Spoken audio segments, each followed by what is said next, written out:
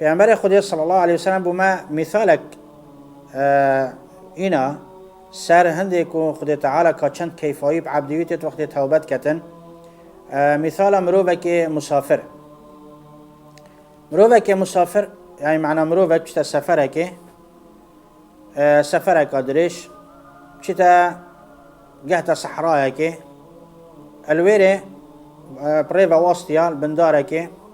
بين اخو فكر بيشا زاد خار عن آوك وخار قلتي ازي بينك مثلا خدريش كمان هشتانك هشيار دواراوي بري مثلا دوار بون وقتی پیامبری صلی الله علیه و سلم پشتیوان و بریوانه دواراوی اش دست وی درکت و روی وقتی دواراوی دست وی درکت و روی آوایی السر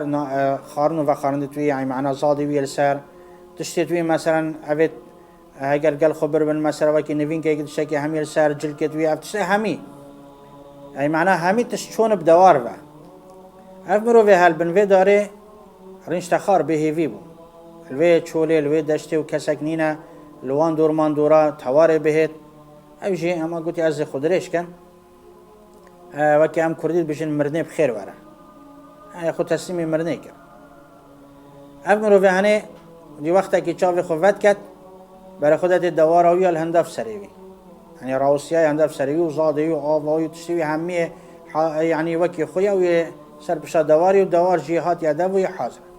وتي اف مروفي هاني هند كيفاويهات زيدي حدي حتى قلت يا ربي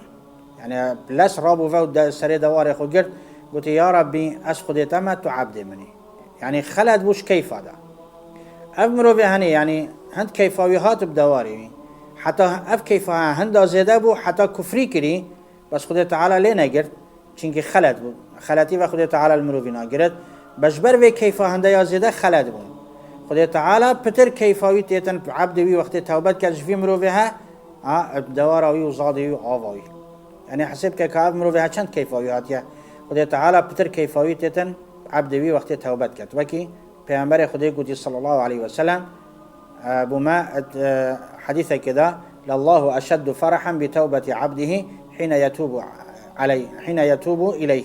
يعني خدا تعالى بتر كيفاوي تيتن عبدوی وقتی توبت کتن بویش ایکش هوا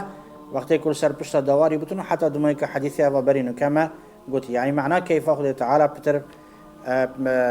في عبدي تتناوي توبة دار